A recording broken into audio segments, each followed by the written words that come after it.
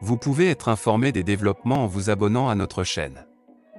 Vous pouvez gagner des récompenses en partageant des vidéos.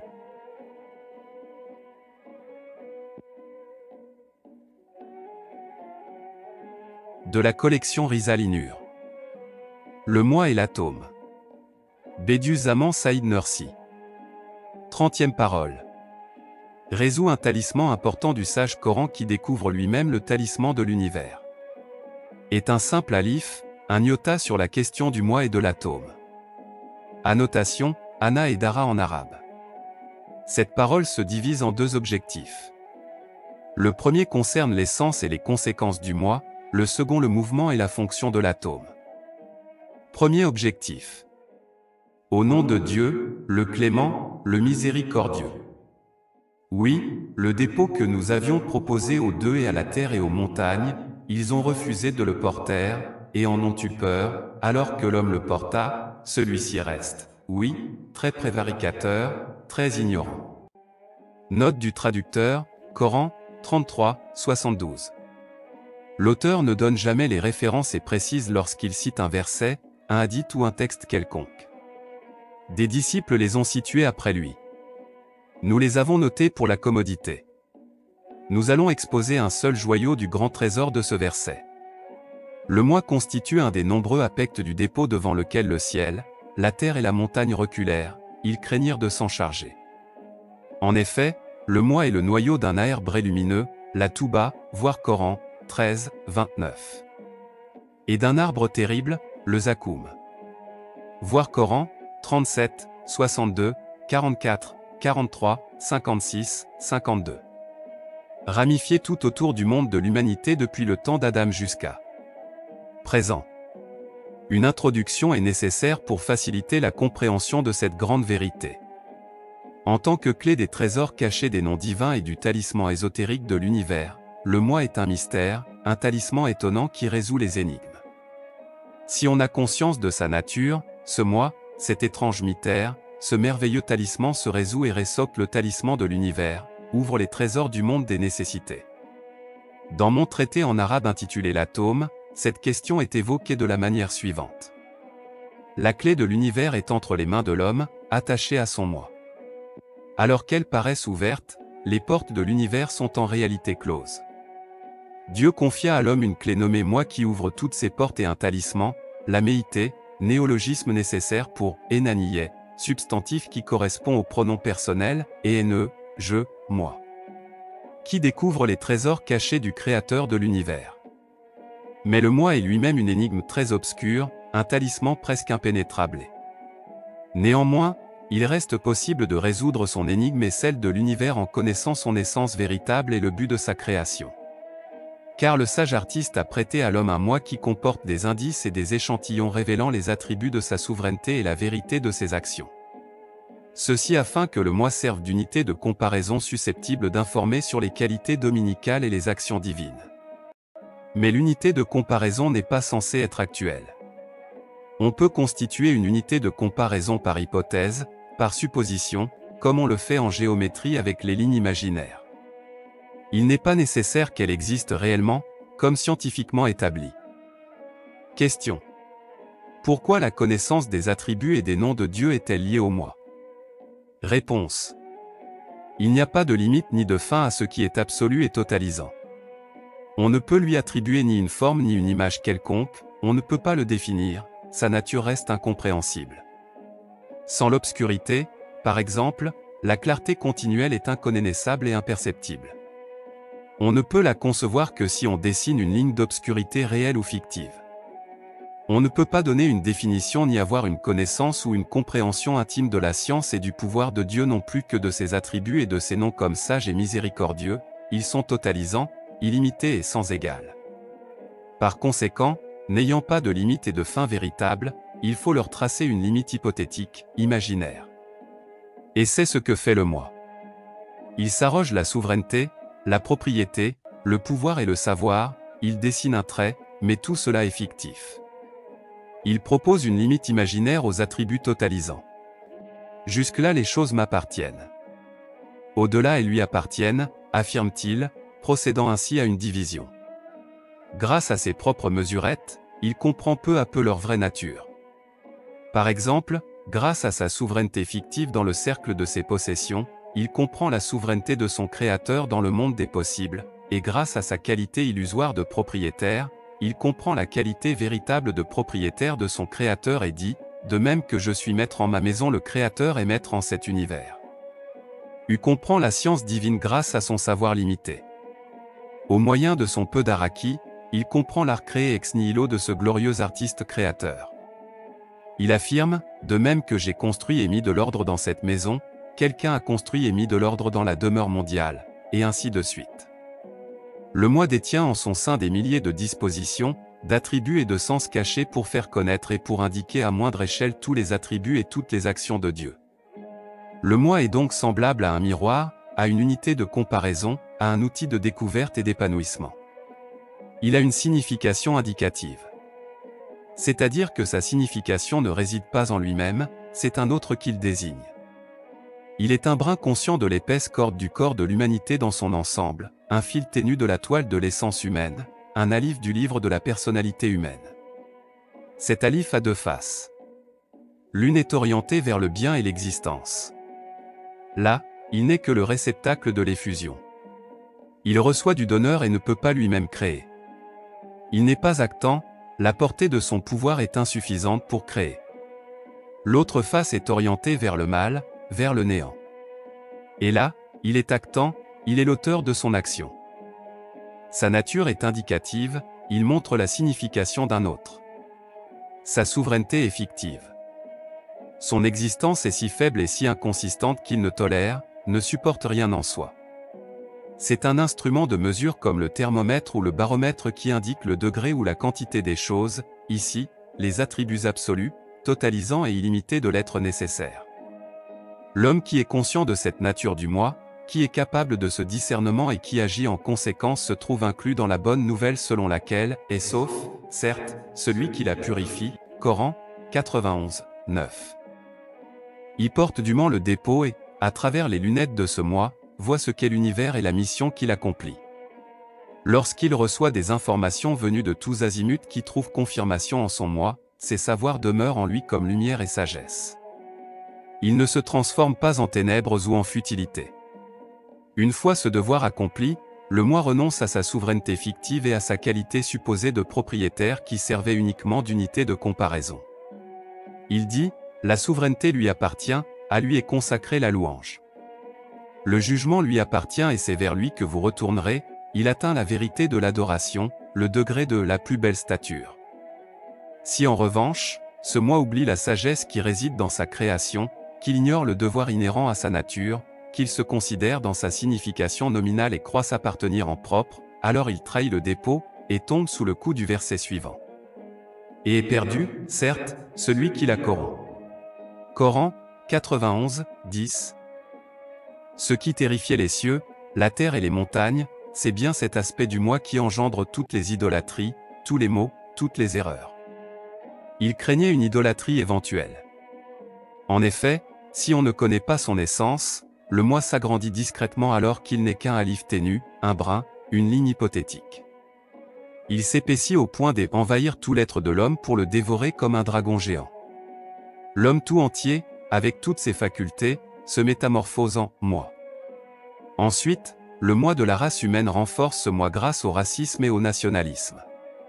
Le moi lutte alors, à la manière du diable, contre les commandements du glorieux artiste créateur en s'appuyant sur ce moi générique.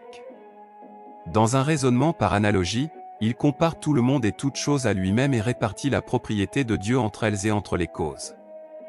Il se précipite dans une très grave idolâtrie et justifie le verset suivant. L'association, à Dieu, est vraiment une injustice énorme, Coran 31, 13.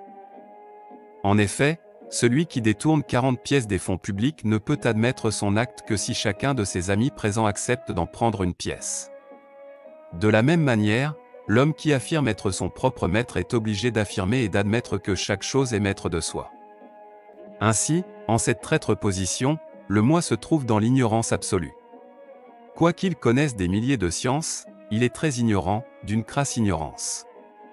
En effet, lorsque ses sens et ses pensées lui apportent les lumières de la connaissance de l'univers, celles-ci s'éteignent. Il ne trouve pas en lui-même matière à les approuver, les éclairer et les piller tuer. Tout ce qui arrive se teint de ses couleurs à lui. Si la sagesse pure arrive, elle se transforme en lui en absurdité absolue. La couleur du moi dans cette position vire à l'idolâtrie, à la rupture avec le Créateur et à la négation de celui-ci. Si l'univers entier s'emplissait de signes resplendissants, un point obscur dans ce moi les éteindrait, les ôterait à la vue. Dans la 11e parole, est étudié de manière indiscutable combien l'essence urnaine et le moi dans l'essence humaine, d'après la signification indicative, sont une balance de précision, un outil de comparaison juste et un sommaire totalisant, une carte perfectionnée, un miroir compréhensif, un parangon convenable, un beau calendrier et un bel agenda de l'univers. Concis confère. Les explications de cette parole étant suffisantes, nous avons coupé court à l'introduction. Viens, nous abordons la vérité. Médite cela, dans le monde de l'humanité perdurent depuis le temps d'Adam jusqu'à présent deux grands courants, deux ordres d'idées, semblables à deux grands arbres qui se déploient tous azimuts et dans tous les niveaux de l'humanité, l'un étant la lignée prophétique et religieuse, l'autre celle de la philosophie et de la sagesse.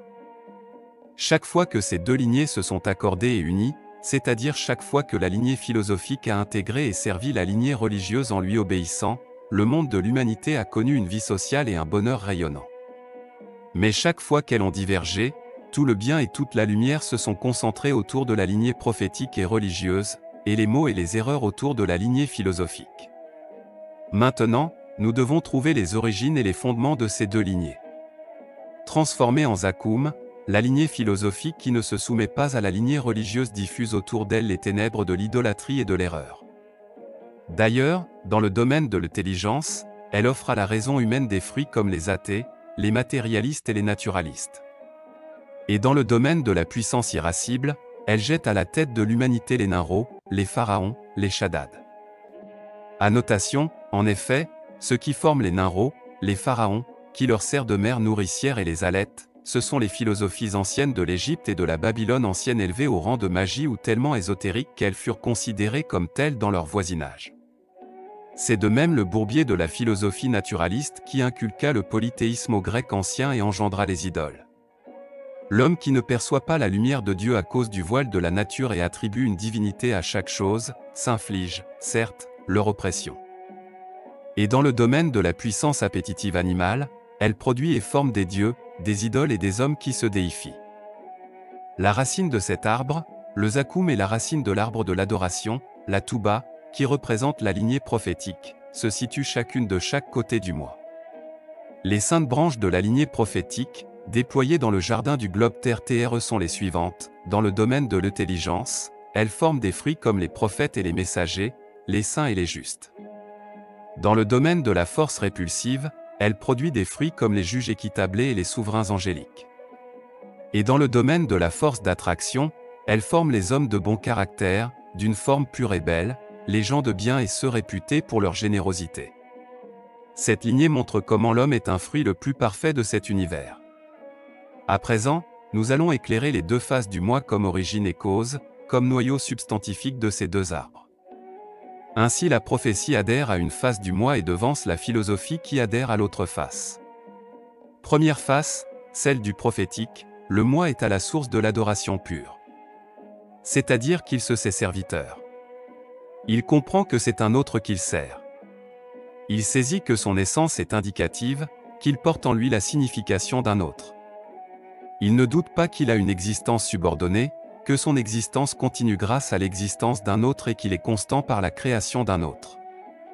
Il sait que sa qualité de propriétaire est illusoire, que c'est son maître qui l'autorise à posséder ce titre de propriétaire apparent et temporaire. Il a une réalité d'ombre, c'est une misérable ombre contingente qui porte la marque d'une vérité, celle-ci bien réelle et nécessaire. Et son devoir est de servir consciemment en tant que mesure et balance des attributs et des actions de son Créateur.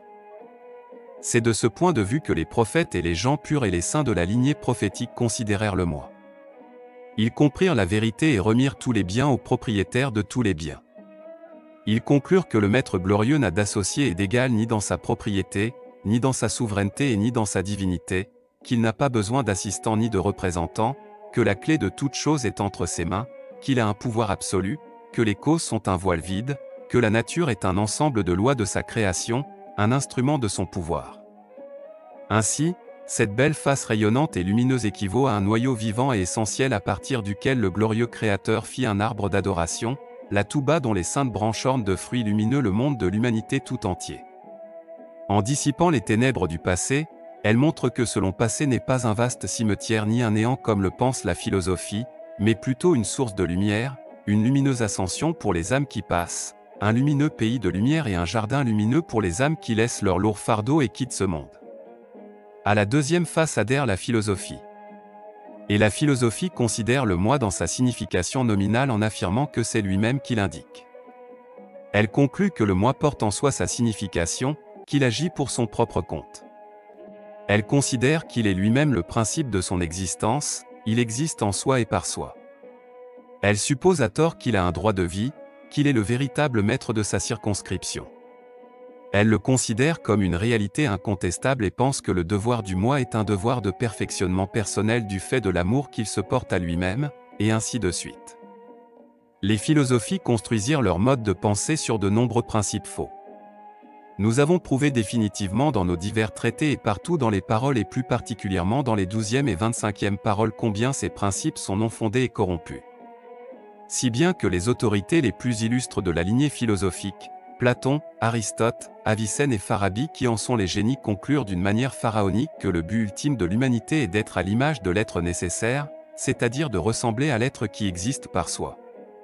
Ils fouettèrent le moi et galopèrent à bride abattue dans les vallées du polythéisme et laissèrent le champ libre à diverses catégories de l'association à Dieu, le causalisme, l'idolâtrie, le naturalisme et l'astrolatrie.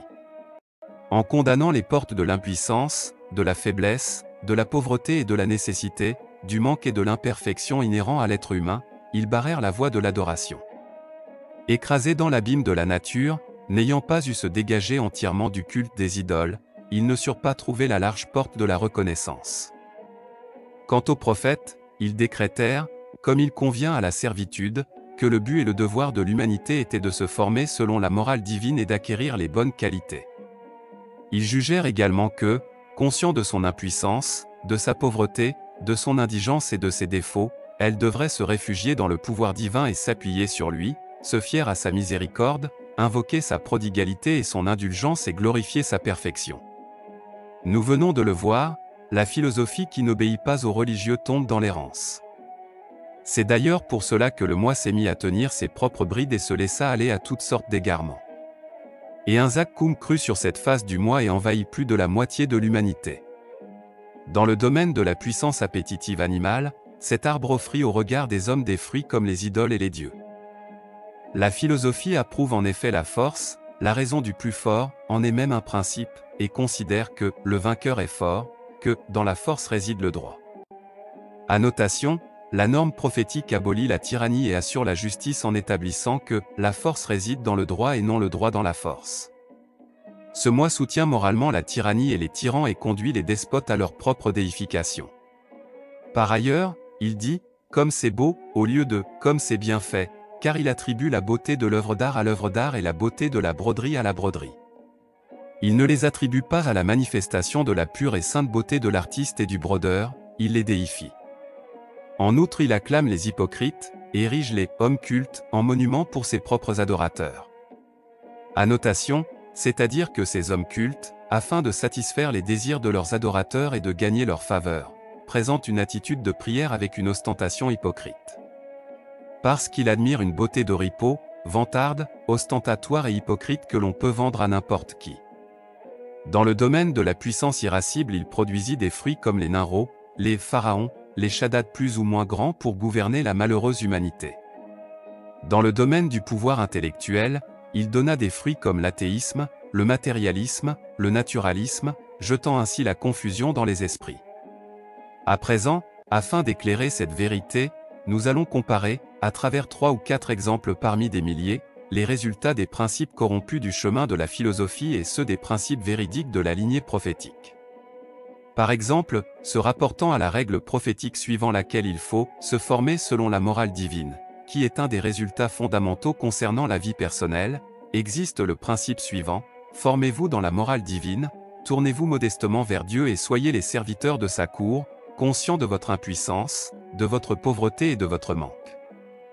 En revanche, la philosophie a un principe prétentieux selon lequel l'homme a pour idéal de perfection d'essayer d'être à l'image du nécessaire. Quel écart, en effet, de l'essence humaine pétrie dans l'impuissance, la faiblesse, la pauvreté et le besoin infini à l'essence de l'être nécessaire qui a un pouvoir, une force, une richesse illimitée et qui n'a besoin de rien. Deuxième exemple. Les principes prophétiques concernant la vie sociale connaissent, entre autres, les lois de solidarité, de magnanimité et de générosité, ont fait accourir le soleil et la lune au secours de tous, les végétaux au secours des animaux et les animaux à celui de l'homme, voire les particules nutritives au secours des cellules du corps. En revanche, un des principes de la philosophie dans la vie sociale est la lutte parce que certains hommes injustes et monstrueux de même que certains animaux sauvages abusent de cette disposition naturelle. Il considère principe de lutte comme fondamental et général, à tel point qu'il conclut stupidement que la vie est une lutte. Troisième exemple. Un des résultats sublimes et des principes précieux de la lignée prophétique à propos de l'unité de Dieu est, si une chose est unique, elle ne procède que de l'unique. Ceci revient au principe unitaire suivant, puisque chaque chose, considérée particulièrement et collectivement, a une unité, elle est la création d'un seul être. En revanche, un des fondements de la croyance de la philosophie ancienne est que, d'un seul ne peut procéder essentiellement qu'une seule chose. Les autres procèdent de lui au moyen d'intermédiaires. Elle présente l'autosuffisant et l'omnipotent absolu comme ayant besoin d'intermédiaires impuissants. Elle pense chaque cause et chaque intermédiaire comme une sorte d'associé de sa souveraineté et considère le glorieux Créateur comme une créature qu'elle nomme « intellect premier ». Ceci est le principe d'une philosophie entachée d'associationnisme et égarée ouvrant la voie à une plus grave association en partageant le reste de sa propriété entre les causes et les intermédiaires. Si les illuministes, icraquiens, qu'us sont les plus éminents des philosophes, commettent une telle absurdité, que ne feraient pas les catégories inférieures comme les matérialistes et les naturalistes? Tu peux en juger. Quatrième exemple. Selon la signification du verset suivant. Et il n'existe rien qui ne célèbre sa gloire et ses louanges. Coran, 17h44. Qui est un sage principe prophétique, si la fin et la sagesse en chaque chose, en tout vivant n'ont qu'un aspect qui le concerne en propre, il y en a des milliers qui concernent leur artiste et créateur. Il y a en chaque chose et même en un seul fruit, autant de sagesse et de fin que de fruits dans un arbre. Ceci est un principe de sagesse de pure vérité. En revanche, la philosophie spécieuse a des principes d'une absurdité bien insensée, le but de chaque vivant le concerne en propre ou concerne les intérêts de l'homme, en est un qui suspend un fruit, un résultat minuscule comme la moutarde, à un arbre gigantesque. Nous avons coupé court à cette vérité, lie et décrite dans une certaine mesure dans la 10e vérité de la 10e parole. Tu peux ainsi comparer des milliers d'autres aux 4 exemples précédents. C'est d'ailleurs en raison de ces fondements corrompus et de ces dangereuses conclusions graves que, parmi les philosophes musulmans, des génies comme Avicenne et Farabi ont été fascinés par sa splendeur apparente, se sont laissés séduire par cette voie qu'ils ont adoptée. C'est pour cela qu'ils ont à peine atteint le rang d'un simple fidèle. Un sot de l'islam comme l'imam Ghazali ne leur a même pas accordé ce rang. Les imams érudits de la Mu'tazila parmi les rhétoriciens ont à peine pu atteindre le niveau d'un croyant égaré, néophyte, parce qu'ils ont été charmés par les apparats de la voie de la philosophie et qu'ils ont admis la suprématie de la raison en s'engageant dans cette voie. De même, parce que les célèbres hommes de lettres musulmans comme Al-Mahari renommé pour son pessimisme et Omar Khayyam distingué par ses lamentations orphelines éprouvaient du plaisir dans cette voie qui flatte l'âme instigatrice, ils sont tombés sous les coups du mépris des gens de vérité et de perfection et de leur condamnation pour impiété ils ont reçu de violentes gifles correctrices leur disant « Vous devenez impudents, vous vous induisez en hérésie, et formez des hérétiques. » Un autre des fondements corrompus de la voie de la philosophie est le suivant. Parce qu'il observe les choses à travers le regard néfaste de la philosophie donc du point de vue du sens nominal, on peut dire que le moi vaporeux se liquéfie, puis se solidifie du fait de sa familiarité avec le matériel et de sa préoccupation par le matériel, alors qu'il est en soi d'une nature légère comme l'air. Ensuite cet égoïsme s'endurcit par la négligence et la dénégation. Ensuite, par la rébellion, il devient opaque, perd sa transparence. Puis il s'épaissit de plus en plus et dévore son maître, s'enfle des idées de l'espèce humaine. Ensuite, il compare à lui les autres hommes, les causes mêmes, et leur attribue le statut de pharaon maigre leur refute et leur désaveu. C'est ainsi qu'il prend position contre les commandements du glorieux Créateur et s'exclame, « Qui va redonner la vie à des ossements une fois réduits en poussière ?» Coran, 36/78 Nocta comme par défi, il accuse d'impuissance l'omnipotent absolu. Il se mêle même des attributs du glorieux Créateur, il refuse, nie ou bien falsifie ceux qui ne l'arrangent pas et ceux qui déplaisent au caractère pharaonique de son âme instigatrice. En résumé, certains philosophes ont dit de Dieu qu'il est « cause de soi », le « nécessaire à soi », et nié son choix. Ils ont rejeté les témoignages infinis de tout l'univers qui prouvent son existence. Gloire à Dieu. La philosophie, aveuglée soit-elle, ne voit pas que dans cet univers, tous les êtres, de la plus petite particule au soleil, montrent l'existence du choix de l'artiste par leur manifestation, leur ordonnancement, leur sagesse et leurs mesures propres. D'autres philosophes ont nié l'impressionnante compréhension de la science divine en affirmant que sa science ne concerne pas les choses particulières, ils ont rejeté les fidèles témoignages de toute l'existence. En outre, la philosophie attribue les faits aux causes et la création à la nature. La 22e parole constitue la preuve définitive qu'elle ne voit pas en chaque chose le sceau évident du Créateur de toutes choses, mais attribue la génération à la nature impuissante, inanimée, inconsciente et aveugle et dont le pouvoir apparent se trouve entre les mains de deux aveugles comme le hasard et la force. Elle lui attribue une partie des êtres qui montrent des milliers d'exemples d'une sagesse suprême et qui sont chacun comme une lettre de l'autosuffisant. Note du traducteur, autosuffisant, Qayyum, nous n'avons pas trouvé d'équivalent en français à ce mot arabe. Il signifie, celui qui n'a besoin de rien alors que tout a besoin de lui, qui ne dépend de rien alors que tout dépend de lui. Par ailleurs, comme le montre la 10e parole, les philosophes ne surent pas trouver la porte de la résurrection et de l'au-delà. Dieu pourtant la signale avec tous ses noms, l'univers avec toutes ses vérités, la chaîne des prophètes avec toutes ses vérifications et les livres révélés avec tous leurs versets. Ceux-ci nièrent la résurrection et assignèrent aux âmes une éternité au détriment de toutes ces preuves. Tu peux déduire de ces superstitions le point de vue de la philosophie sur les autres questions. En effet, le moi servit au diable de bec crochu et de serre puissante pour élever la raison de ces philosophes athées, qui sont pourtant des leurs, et les lâcher dans les abîmes de l'égarement pour finir par les dépcer. Le moi devient ainsi une idole dans le microcosme comme la nature dans le macrocosme. Quiconque mécroit au Taghut, tout ce qui est adoré en dehors de Dieu, et croit en Dieu a sans doute sésilence la plus solide, qui ne peut se briser. Et Dieu est audient et omniscient. Coran, 2, 256. Il convient de mentionner ici la signification d'une parabole que j'ai décrite d'une manière semi-versifiée dans les éclairs sous forme d'un voyage imaginaire parce qu'elle éclaire cette vérité. Ainsi, 8 ans avant que je compose ce traité, j'assistais à un événement imaginaire comme un songe.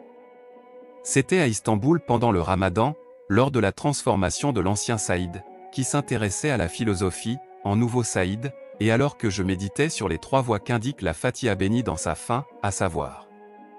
Point. Le chemin de ceux que tu as comblés de faveur, non pas de ceux qui ont encouru ta colère, ni des égarés. Coran, 1h07. J'eus la vision suivante. J'étais dans un vaste désert.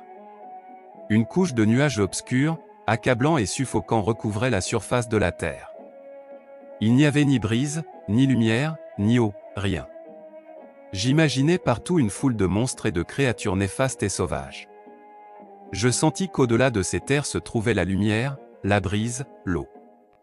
Il fallait passer là-bas. Je réalisais qu'on m'y conduisait en dehors de ma volonté. Je fus introduit dans une grotte en forme de tunnel et je voyageais par étapes à travers la terre. Je constatai que plusieurs personnes avaient emprunté ce chemin souterrain avant moi, qu'ici et là ils s'étaient noyés. Je vis les empreintes de leurs pas, et, un moment, j'entendis la voix de certaines d'entre elles mais elles s'éteignirent. Ô mon ami qui m'accompagne dans ce voyage imaginaire.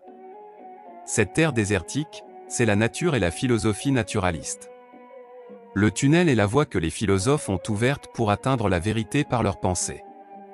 Les empreintes que j'ai vues sont celles de célèbres philosophes comme Platon et Aristote. Annotation, si tu dis, pour qui te prends-tu pour défier ces célèbres philosophes?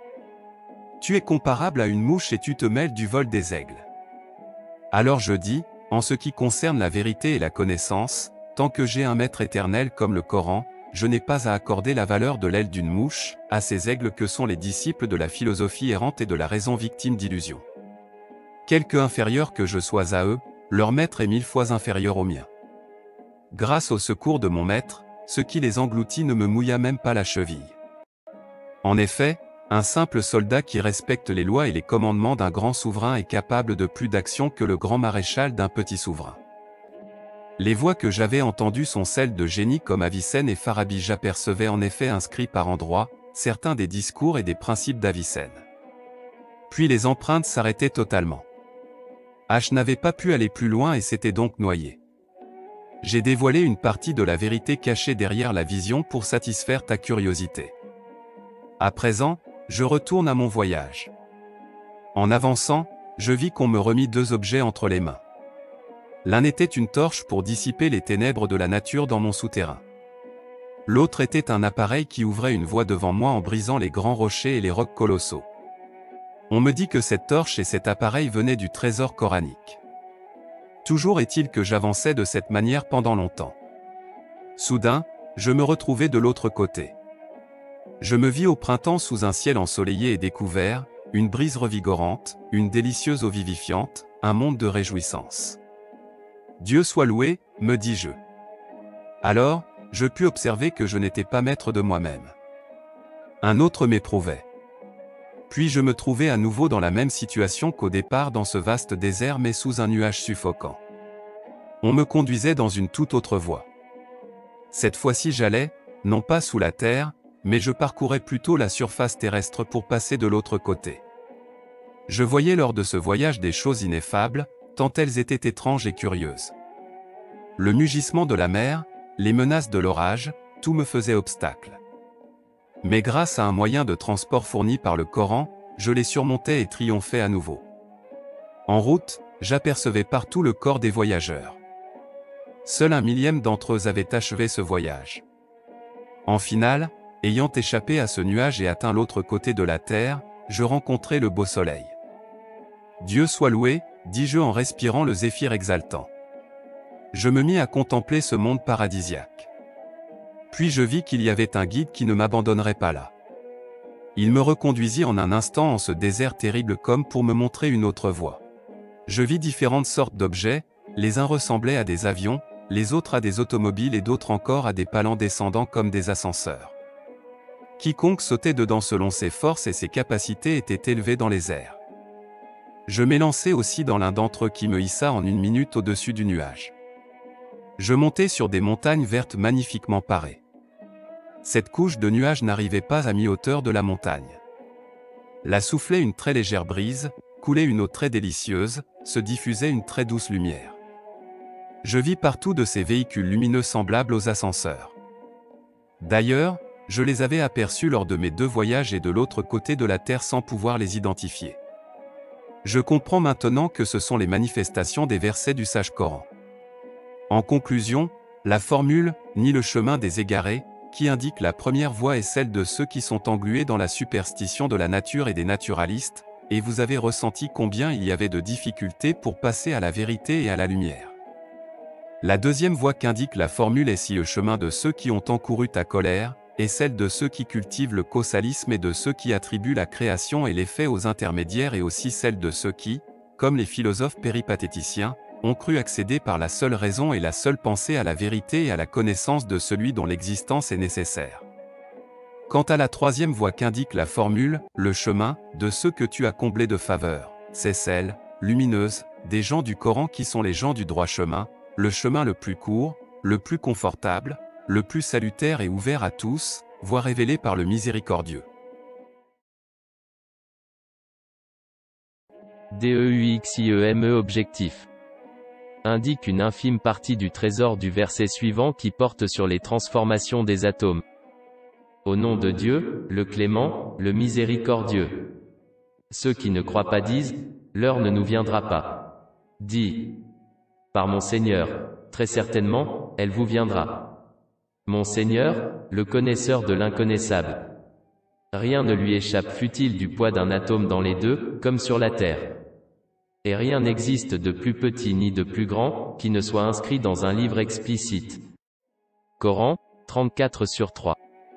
Oui, les mouvements des atomes est constitué de mouvements et de vibrations chargées de signification. D'elles procède l'harmonie entre l'origine passée et la génération future de tout ce qui se rapporte au monde invisible. D'elles procède le « livre est vide », subordonné au principe et à la grammaire du « guide est vide », un titre donné à la science et au commandement divin, composé de l'union du temps présent et du monde visible, qui permet la libre disposition dans la création des choses et qui est un titre du pouvoir et de la volonté de Dieu.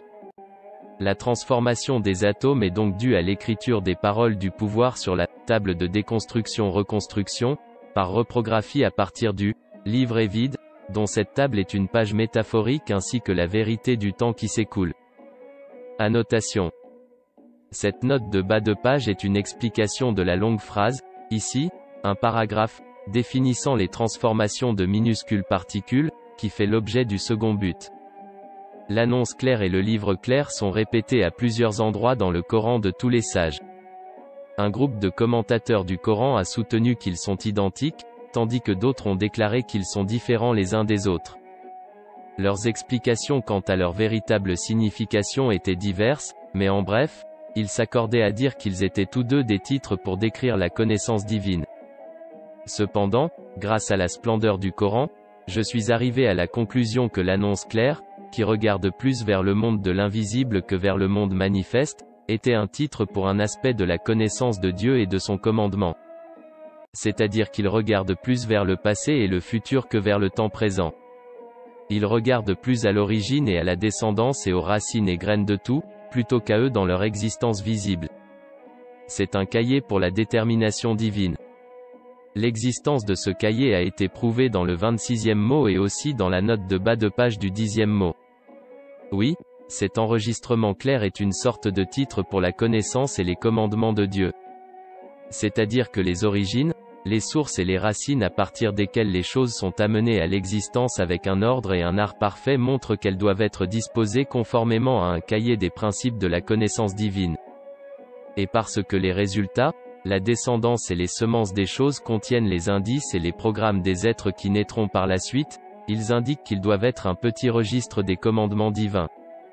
Par exemple, une graine peut être considérée comme le programme et l'index qui donneront forme à la structure de l'arbre entier, et, en outre, comme la minuscule incarnation des commandes qui font naître l'arbre et déterminent ses programmes et index. Point. En bref, l'annonce claire est comme un index et un programme de l'arbre de la création, qui étend ses branches à travers chaque partie du passé et du futur, et du monde de l'invisible. En ce sens, le Clear Record est un cahier et un registre des principes de la détermination divine. Par la dictée et l'exigence de ces principes, les particules sont employées dans leurs fonctions et mouvements dans les choses, au fur et à mesure que ces choses prennent vie. Quant au livre clair, il ressemble plus au monde manifeste qu'au monde de l'invisible. C'est-à-dire qu'il regarde plus vers le temps présent que vers le passé et l'avenir. C'est un titre, un cahier, un livre de la volonté et de la puissance de Dieu, plutôt que de sa connaissance et de ses commandements. Si le Clear Record est le cahier de la détermination divine, le Clear Book est le cahier de la puissance divine. C'est-à-dire que le fait que tout dans son existence, son essence, ses attributs et ses fonctions montrent un art et un ordre parfait, prouve qu'il a été créé par les lois d'une volonté effective et les principes d'un pouvoir sans faille. Et, en plus de sa forme spécifiée et individuelle, tout a été donné une mesure et une forme particulière. Par conséquent, le pouvoir aura un registre universel et complet des lois, un grand livre, selon lequel la forme et la substance particulière de tout est découpée, cousue et vêtue. L'existence de ce grand livre, comme l'enregistrement clair, a été prouvée parmi les questions de la détermination divine et de la volonté de l'homme dans le 26e mot. Il suffit de regarder la stupidité des gens de négligence, d'égarement et de philosophie, ils ont perçu cette tablette préservée, du pouvoir créateur, et la manifestation, la réflexion et la démonstration dans les choses de ce livre écrit avec perspicacité de la sagesse et de la volonté dominicale, et pourtant, Dieu nous en préserve, en la nommant nature. Ils l'ont rendu complètement dénué de sens. Tandis que, au moyen de la dictée de l'annonce claire, c'est-à-dire par le décret et l'instruction de la détermination divine, le pouvoir divin crée la chaîne des êtres, dont chaque maillon est un signe dans la création des choses. Il provoque le mouvement des particules, il écrit sur la page métaphorique du temps, qui s'appelle la tablette de l'effacement et de la réaffirmation. Ainsi, le mouvement des particules et la vibration est le mouvement de cette écriture et de cette transcription, qui se produisent pendant que les êtres passent du monde de l'invisible au monde manifesté, comme ils passent de la connaissance au pouvoir. Et quant à la tablette de l'effacement de la réaffirmation, c'est une ardoise à écrire et à effacer, un cahier toujours changeant de la tablette suprême préservée, qui est fixe et constante. C'est son cahier dans la sphère de la contingence, où toutes choses sont des manifestations incessantes de vie et de mort, d'existence et d'éphémère. Et c'est la réalité du temps. En effet, ce que nous appelons le temps, qui est un fleuve puissant coulant dans la création, a une réalité comme tout le reste. Sa réalité est comme l'encre et la page de l'écriture du pouvoir dans la tablette de l'effacement et de la réaffirmation. Personne ne connaît l'invisible, sauf Dieu. Premier point. Nocta traite de 2 sujets. Premier sujet, en chaque atome en mouvement ou en repos brillent 2 lumières d'unité comme 2 soleils. Si l'atome n'est pas un officier de Dieu, qu'il n'agit pas avec sa permission et sous son autorité et qu'il ne se meut pas dans le cadre de sa science et de son pouvoir, chaque atome doit, par conséquent, posséder une science infinie et un pouvoir illimité, un œil qui voit tout et un regard sur toute chose, une autorité sur elle. La première indication de la 10e parole prouve ceci brièvement et la 22e parole se charge du détail. Chaque atome qui compose les éléments agit ou peut agir dans chaque corps animé de manière ordonnée. Or l'ordre des choses ainsi que les lois de leur composition sont variables. Si les atomes ignorent leur ordre, les choses ne peuvent pas agir et même si elles le pouvaient, ce ne serait pas sans erreur. Et pourtant, elles le font à merveille. Par conséquent, ces atomes qui font leur devoir agissent soit suivant la permission et l'ordre d'un omniscient et en application de sa science et de sa volonté, soit il leur faut être eux-mêmes omniscients et omnipotents. En effet, chaque particule d'air peut pénétrer le corps de chaque être animé, le fruit de chaque fleur et la structure de chaque feuille. Elle peut agir en chacun d'eux bien que leur composition et leurs organisations soient différentes. Nocta comparer la figue à une filature, et la grenade à une sucrerie, et ainsi de suite. Ces structures et ces corps ont des programmes différents. Donc, cette particule d'air pénètre ou peut pénétrer chacun d'entre eux. Elle prend sa place, agit d'une manière sage et magistrale, sans faute. Sa mission accomplie, elle quitte ce lieu. Alors, il faut ou bien que la particule mobile de l'air mobile connaisse les compositions, les dosages et les formes dont sont revêtus les animaux et les plantes, les fruits et les fleurs, ou bien qu'elle soit un employé sous le commandement et la volonté d'un savant omniscient. De même pour la particule stationnaire de la Terre stationnaire. La Terre et chacune de ces particules sont habilitées à être cause et source de germination des fleurs ou des arbres fruitiers.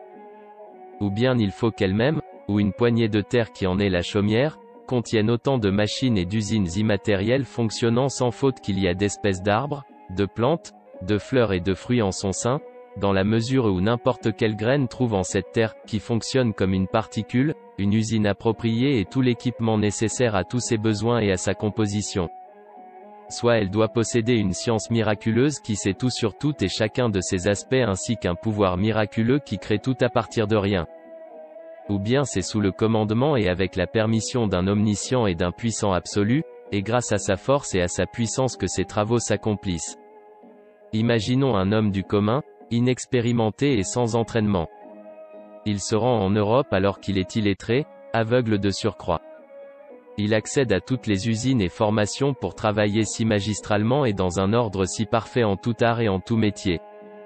Si son œuvre manifeste une sagesse et une habileté artistique si infinie qu'il émerveille tout le monde, celui qui possède un brin de conscience saura que cet homme n'agit pas de sa propre initiative mais qu'un maître absolu l'instruit et le fait travailler. Imaginons encore un homme atteint de cécité et incapable de se lever. Il se trouve assis dans une simple chaumière. On introduit dans cette chaumière des matériaux, de minuscules pierres, des os et du coton. Mais il en sort des tonnes de sucre, des rouleaux de drap, des milliers de pierres précieuses et des vêtements artistement fabriqués et incrustés de pierreries. Celui qui possède une graine d'intelligence ne dira-t-il pas que cet homme est le mesquin portier d'un être miraculeux ou bien le loquet de la porte de son usine source de ses miracles? C'est exactement la même chose pour ce qui est de l'action et du service des particules d'air dans les plantes et les arbres, dans les fleurs et les fruits. Ceux-ci sont chacun une missive de l'Éternel, une œuvre d'art antique du Seigneur, un miracle de pouvoir, des merveilles de sagesse. Leur action montre que celles-ci agissent sous le commandement et la volonté d'un glorieux et sage artiste et d'un créateur généreux et beau. En conclusion, les particules de terre sont origine et cause de la germination des épis et des arbres. Ceux-ci se développent à partir de leurs graines, de leurs noyaux qui sont, chacun, une machine et un atelier, une imprimerie, un trésor, une antiquité et un manifeste unique qui proclament les noms de l'artiste glorieux. Ils sont comme une ode qui célèbre ses perfections. Tout cela obéit à l'ordre et à la permission d'un glorieux artiste maître du commandement, soit. Et cela est, à qui tout est soumis. C'est par sa volonté et par sa puissance que les choses se font. Ceci est aussi certain que 2 et 2 font 4. Nous y adhérons. Deuxième sujet, brève indication sur la fonction des mouvements des atomes et sur la sagesse qui y réside. En effet, la philosophie sans sagesse des matérialistes considère les mouvements des atomes comme l'essence du fondement de tous ces principes et comme une source d'où émanent les arts divins. Leur raison est limitée aux apparences et, au regard de leur philosophie fondée sur l'absurdité, les mouvements des atomes sont le fruit du hasard. Celui qui a un atome de conscience saura quelle déraison c'est d'attribuer les arts ornés d'une sagesse infinie à une chose sans sagesse, insensée et confuse. En revanche, du point de vue de la sagesse du sage Coran, les transformations des atomes ont de nombreuses fins, de nombreux points de sagesse et de nombreuses fonctions. Le Coran indique ces points de sagesse et ces fonctions dans plusieurs versets comme celui-ci, et il n'existe rien qui ne célèbre sa gloire et ses louanges. Coran, 17h44. Nous en mentionnons quelques-uns à titre d'exemple. Premièrement, l'être nécessaire, glorieux Créateur emploie chaque âme comme un modèle et la revêt chaque année d'un corps nouveau, grâce au miracle de son pouvoir, pour renouveler les manifestations de sa création. Il fait mouvoir les atomes et leur donne une mission pour reprographier, par sa sagesse, chaque livre unique en des milliers de livres différents, ce qui permet de montrer une vérité unique sous diverses formes et de préparer un lieu qui accueille des univers, des mondes et des êtres qui viennent par groupe les uns à la suite des autres. Deuxièmement, le glorieux propriétaire a créé ce monde, et en particulier, le champ qu'est la surface terrestre comme un domaine agricole. Il les a rendus propices à la croissance et à la production de cultures toutes fraîches afin d'y semer et de récolter les miracles de son pouvoir. Ainsi, il expose sans cesse un nouvel univers, dans le champ de la surface terrestre en mouvant les atomes avec sagesse et en les employant selon un ordre précis.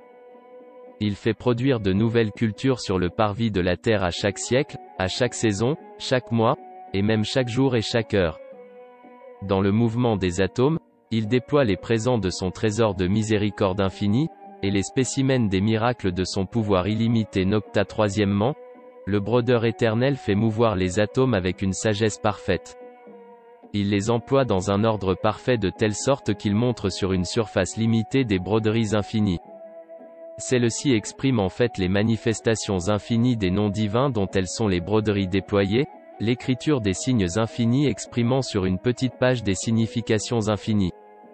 En effet, les récoltes de l'an passé et celles de cette année sont de même nature. Mais leur signification change. Elles changent et se multiplient suivant le changement de leur détermination relative. Malgré le caractère changeant et éphémère des déterminations relatives et des corps transitoires, leurs belles significations sont conservées, elles demeurent définies et permanentes. N'ayant pas d'âme, les feuilles, les fleurs et les fruits de cet arbre du printemps passé sont en vérité les mêmes que leurs semblables de ce printemps-ci. La différence réside seulement dans leur corps relatif. Mais s'ils sont remplacés par ceux de ce printemps-ci avec des incarnations différentes, c'est pour exprimer les significations des fonctions des noms divins dont les manifestations se renouvellent sans cesse. Quatrièmement, le sage glorieux meut les atomes sur le champ de labour exigu de ce monde, sur l'atelier de la surface terrestre en rendant l'univers fluide et les êtres mobiles. Il prépare ainsi des moissons, des décorations et des provisions propices au monde spirituel infiniment vaste et aux autres mondes sans frontières de l'au-delà comme, par exemple, le monde illimité des représentations. Il produit sur cette petite terre de nombreuses récoltes spirituelles pour ces mondes si grands. Un torrent sans fin est ainsi formé qui se ressource dans le trésor illimité de son pouvoir qui déverse ce torrent en partie dans le monde invisible et en partie dans le monde de l'au-delà en passant par notre monde. Cinquièmement, le sage glorieux fait réciter aux atomes des glorifications infinies dans un espace étroit et limité, et en un bref moment. Effectivement, il les fait se mouvoir grâce à son pouvoir dans une sagesse parfaite et en les employant dans un ordre parfait. Il leur fait ainsi révéler son infinie perfection divine, les infinies manifestations de beauté et de gloire et les glorifications sans fin de sa souveraineté. Il déploie ainsi les manifestations infinies de sa beauté, de sa gloire et de sa perfection. Il crée force vérité concernant l'invisible, force fruit en vue de l'au-delà et force broderie étoile à partir de l'identité et des formes durables des mortels pour le monde des représentations et pour la table.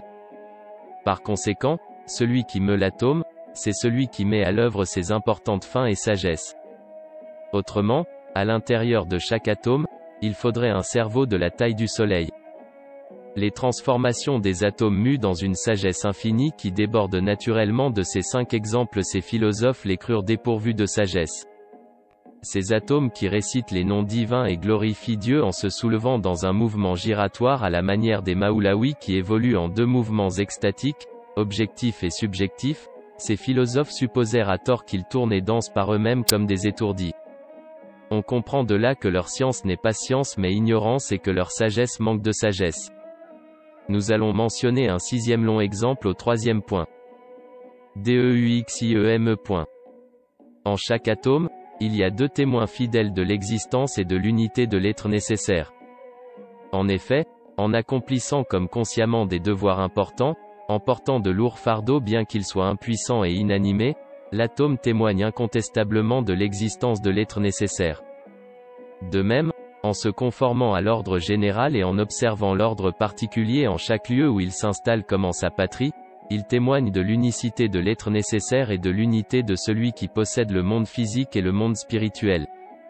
Ainsi, le maître de l'atome est le maître de chaque lieu qu'il parcourt. Parce qu'il est impuissant, que son fardeau est infiniment lourd et que ses devoirs sont innombrables, l'atome proclame que sa subsistance et son mouvement sont possibles par le commandement et au nom d'un dont le pouvoir est absolu. En effet, il se conforme à l'ordre universel du cosmos comme conscient de cet ordre. Il entre sans obstacle en tout lieu. Par conséquent, il agit grâce au pouvoir et à la sagesse d'un unique savant absolu. Prenons un exemple, le soldat a un lien avec sa section, sa compagnie, son bataillon, son régiment, sa division, et ainsi de suite. Il a également des devoirs dans chacun de ces cercles par rapport à ce lien. Connaissant chacun de ces liens et de ces devoirs, il s'y conformera, car cette harmonie est soumise au respect de l'autorité d'un unique commandant suprême de tous ces cercles, moyennant entraînement et instruction dans une discipline militaire. De même, chaque atome est placé convenablement dans chacun des cercles concentriques et entretient avec lui diverses relations bénéfiques. Il a différentes fonctions régulières et de nombreuses sages conséquences au sein de ce cercle. Or, seul un être qui dispose de tout l'univers est habilité à placer cet atome dans ces cercles concentriques de manière à préserver toutes ses relations, toutes ses fonctions et à ne pas nuire à ces sages conséquences. Suivons cet exemple. Une cellule de la prunelle des yeux de Tevfik s'adapte aux nerfs moteurs de l'œil et aux vaisseaux sanguins que sont les veines et les artères. Annotation, Tevfik est l'un des étudiants du premier trimestre de l'auteur. Elle entretient, dans une sagesse parfaite, des rapports avec le visage, puis avec la tête, le tronc et enfin avec le corps humain tout entier. Elle a des devoirs envers chacun, elle est utile à chacun. La parfaite sagesse dans laquelle tout ceci est réalisé prouve que c'est le créateur de chaque membre de tout ce corps qui peut placer là cette particule. Et, en particulier celle qui pénètre le corps pour sa subsistance dans la caravane alimentaire voyage et séjourne dans une sagesse et un ordre étonnant, elle passe d'une manière ordonnée à travers certains modes et certaines étapes. Elles font consciencieusement leurs pas et évoluent sans confusion aucune jusqu'au corps du vivant où elles traversent 4 filtres. elles sont portées par les globules rouges du sang pour secourir les organes et les cellules en carence grâce à une loi de la générosité. On comprend là, à l'évidence, que celui qui fait évoluer ces particules dans des milliers de lieux divers et qui les conduit est évidemment un nourricier généreux, un créateur miséricordieux devant le pouvoir de qui les atomes et les étoiles sont égaux. Chaque particule agit en une broderie très artistique. Aussi, ou bien elle doit avoir une relation avec chaque particule et, se trouvant en position à la fois de souverain et de sujet vis-à-vis de chacune et vis-à-vis de l'ensemble, elle doit connaître et créer sagement cette étonnante broderie artistique, cette œuvre d'art brodé. Et ceci est 1000 fois impossible. Ou bien elle est un point auquel est assigné un mouvement qui procède de la loi de la détermination et du calame du pouvoir du sage artiste. Si, par exemple, les briques de la coupole d'Hagia Sophia ne dépendent pas du commandement et de l'art de son architecte, chaque brique doit être un habile charpentier comme l'architecte Sinan, elle doit également être à la fois souverain et sujet vis-à-vis des autres briques, avoir une certaine autorité et les appeler à s'épauler pour ne pas tomber et s'effondrer tout ensemble. Les particules d'œuvres d'art 1000 fois plus artistiques que les atomes de la coupole d'Hagia Sophia suscitent 1000 fois plus l'étonnement et sont dotées de 1000 fois plus de sagesse qu'elles. Si ces particules ne dépendent pas du commandement de l'architecte de l'univers, on doit alors donner à chacune autant de qualités de perfection que les qualités de l'artisan de l'univers. Dieu soit loué, parce qu'ils n'admettent pas la divinité d'un être nécessaire, les giaours matérialistes athées, s'ils vont au bout de leur doctrine, sont contraints d'accepter les particules comme des faux dieux, tout autant qu'elles sont. C'est pourquoi, qu'ils soient grands philosophes ou grands savants, l'infidèle mécréant est empêtré à cet égard dans une grande ignorance, c'est un ignorant absolu. TROISIEME. Ce point est une indication de la 6e grande sagesse promise à la fin du premier point. Dans la note de la réponse à la deuxième question dans la 28e parole, nous avons évoqué un point de sagesse parmi 1000 autres concernant les transformations et les mouvements des particules dans les corps animés. Celles-ci sont illuminées, rendues vivantes, et significatives pour devenir aptes à la construction du monde éternel. Il semble que, pour celles qui viennent recevoir une éducation, les corps animaux et humains et même végétaux tiennent lieu d'auberge, de caserne ou d'école où ces particules inanimées pénètrent et s'illuminent. Elles reçoivent entraînement et instruction et gagnent en subtilité. En accomplissant des devoirs, elles acquièrent le mérite de devenir des particules pour le monde éternel ou pour le royaume de l'au-delà dont tous les éléments sont vivants. Question: comment peut-on savoir que c'est cette sagesse précise qui réside dans les mouvements de particules? Réponse: premièrement, c'est grâce à la sagesse de l'artiste visible dans toute l'harmonie et toute la sagesse qui se trouve dans toutes les œuvres d'art. Car une sagesse qui suspend une sagesse universelle à la moindre chose ne manquerait pas de doter d'une sagesse les mouvements de particules qui montrent la plus grande activité dans le courant de l'univers et desquelles procèdent les broderies pleines de sagesse. De plus, une sagesse et une souveraineté qui ne manquent pas de rétribuer et de perfectionner la moindre créature dans ses fonctions ne manqueraient pas de donner lumière et salaire à ses fonctionnaires et serviteurs les plus nombreux et les plus fondamentaux. Deuxièmement, en les mouvant et en les employant, le sage artiste élève les éléments au rang de minéraux comme salaire de leur perfection.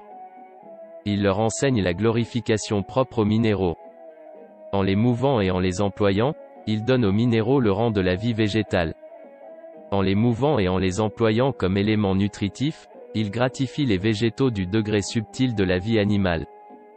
Puis en employant les cellules animales, il les élève, par voie alimentaire, au rang de la vie humaine. Puis en purifiant les cellules du corps humain par filtration successive et en les affinant, il les promeut aux places les plus délicates et les plus subtiles du cerveau et du cœur.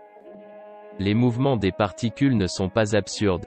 Elles sont dépêchées vers une sorte de perfection qui leur est propre. Nocta. Troisièmement, parmi les particules des corps animés, certaines comme celles des noyaux et des graines reçoivent une telle lumière, une telle subtilité et une telle qualité qu'elles sont comme l'âme et le souverain des autres particules et de cet énorme arbre que nous voyons là, par exemple.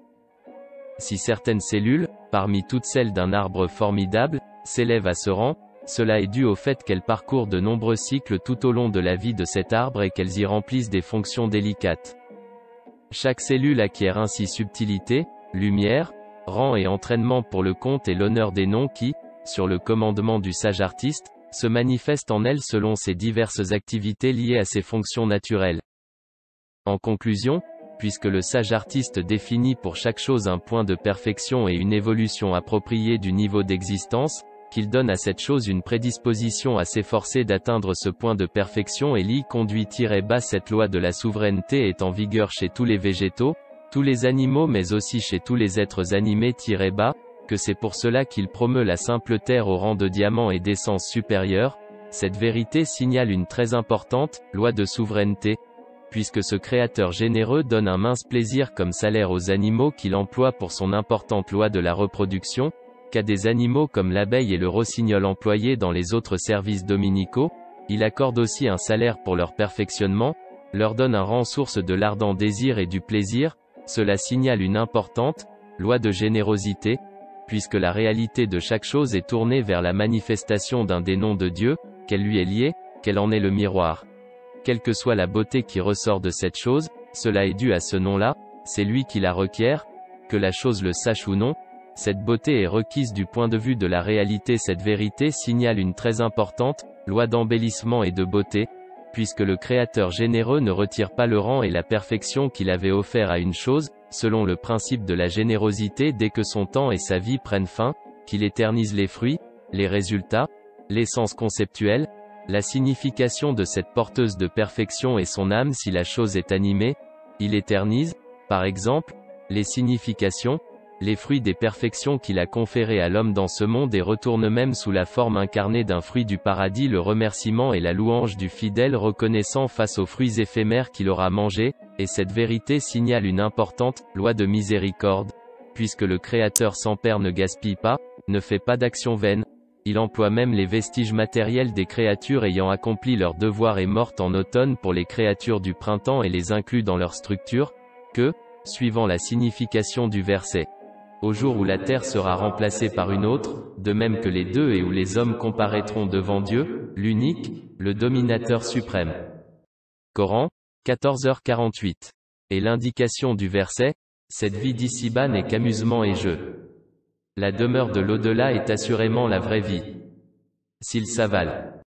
Coran, 29/64, la sagesse exige que les particules terrestres inanimées et inconscientes, ayant accompli des devoirs importants dans ce monde, soient incluses et employées dans certaines constructions de l'au-delà ou les pierres, les arbres, enfin tout est vivant et conscient.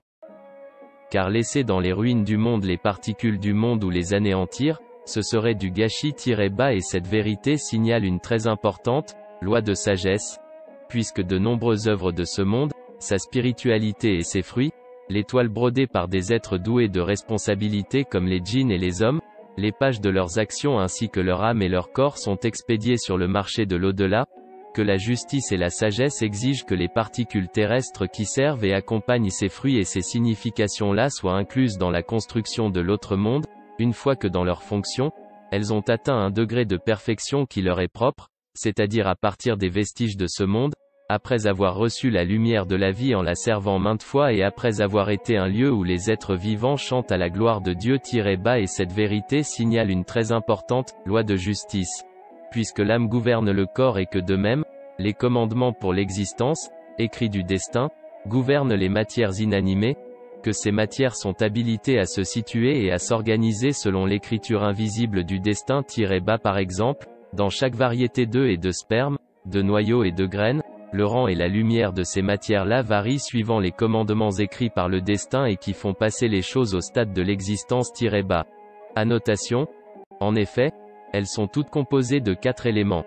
L'hydrogène, l'oxygène, l'azote et le carbone. On peut donc les considérer comme matériellement identiques. Leur différence ne réside que dans l'écriture immatérielle du destin. Et puisque ces différentes matières dont l'essence est une du point de vue de leur matière, sont pourtant la source d'innombrables êtres variés, que leur rang et leur lumière diffèrent, que si une particule a maintes fois servi la vie ou elle a glorifié le Seigneur, la science totalisante de celui-ci exige que le calame du destin-bas qui ne néglige rien-bas inscrive sur le front immatériel de cette particule les points de sagesse qu'il y a dans ces significations-là et cela signale une importante loi de science totalisante. Par conséquent, les particules ne sont pas livrées à elles-mêmes. Annotation, cette réponse se rapporte au 7 puisque. Pour conclure, au-delà de chaque signe visible des 7 lois précédentes à savoir, la loi de souveraineté, de la générosité, de la beauté, de la miséricorde, de la sagesse, de la justice et de l'omniscience apparaissent un grand nom et une importante manifestation de ce grand nom. Et cette manifestation nous fait comprendre que les transformations des particules dans ce monde évoluent, comme les autres êtres, avec une délicate et savante mesure suivant la limite tracée par le destin en vue d'une sagesse suprême et selon les commandements du pouvoir qui fait passer les choses à l'existence. Il semble qu'on les apprête à partir pour un autre monde supérieur. Annotation, car, comme on peut l'observer, l'action d'allumer et de diffuser la lumière de la vie dans ce dense et bas monde avec prodigalité, d'allumer abondamment une nouvelle lumière vitale même dans les matières les plus répugnantes et les corps putréfiés, de raffiner et de lustrer avec la lumière de la vie ces matières denses et ignobles, cette action indique presque évidemment qu'il polit, dissout et embellit ce monde dense et inanimé par le mouvement des particules et la lumière de la vie et pour le compte d'un autre monde très subtil, sublime, pur et vivant. Il semble le parer pour son départ dans un monde sublime. Par conséquent, les hommes étroits d'esprit qui n'arrivent pas à concevoir rationnellement la résurrection de ressusciter toutes les particules comme une armée. Et ils verront qu'elle est en vigueur dans la création, de toute évidence. Et les corps l'homme, verront, s'il observe à la lumière du Coran, qu'apparaît une loi d'autosubsistance générale capable de animer sont alors une sorte d'auberge, d'école, de caserne pour ces particules voyageuses, pour leur éducation. Nous pouvons établir avec certitude qu'il en est ainsi. Pour finir, comme la première parole le dit et l'établit, chaque chose récite la formule, au nom de Dieu. Ainsi comme tous les êtres, chaque particule et chaque catégorie de particules et chacun de leurs groupements particuliers récitent et agissent, au nom de Dieu, dans le langage de sa disposition. En effet, selon la signification des 3 points précédents, chaque particule, au commencement de son mouvement, récite, dans le langage de sa disposition, la formule « Au nom de Dieu, le clément, le miséricordieux », et affirme qu'elle agit pour Dieu, en son nom, et pour son compte, qu'elle se soumet à son autorisation et à sa force. Puis, à la fin de son mouvement, chaque particule et chacune des catégories de particules récite, comme toute œuvre d'art, dans le langage de sa disposition, la formule « Louange à Dieu, le Seigneur des mondes ». Elle se montre comme la pointe d'un petit calame du pouvoir sur la broderie d'une créature artistique comparable à une ode élogieuse. Ou plutôt, elle se montre comme la pointe de l'aiguille qui tourne sur les œuvres d'art, chacune formant comme un disque du grand phonographe dominical immatériel à tête innombrable qui fait chanter à ses œuvres d'art des odes à la louange du Seigneur et leur fait réciter les vers de la glorification divine. Là, leur invocation sera « Gloire à toi, ô Dieu », et leur salutation « Paix ». Et la fin de leur invocation « Louange à Dieu, Seigneur de l'univers ». Coran, 10h10. Gloire à toi. Nous avons de savoir que ce que tu nous as appris. Certes c'est toi l'omniscient, le sage. Coran, 2h32. Seigneur, ne laisse pas dévier nos cœurs après que tu nous aies guidés, et accorde-nous ta miséricorde. C'est toi, certes, le grand donateur. Coran, 3/8. Ô mon Dieu, accorde paix et bénédiction à notre Seigneur Muhammad de manière que cela te plaise et que son mérite lui revienne, accorde-les aussi à sa famille, à ses compagnons et à ses frères. Protège-nous et protège notre religion. Amen. Ô Seigneur de tous les mondes.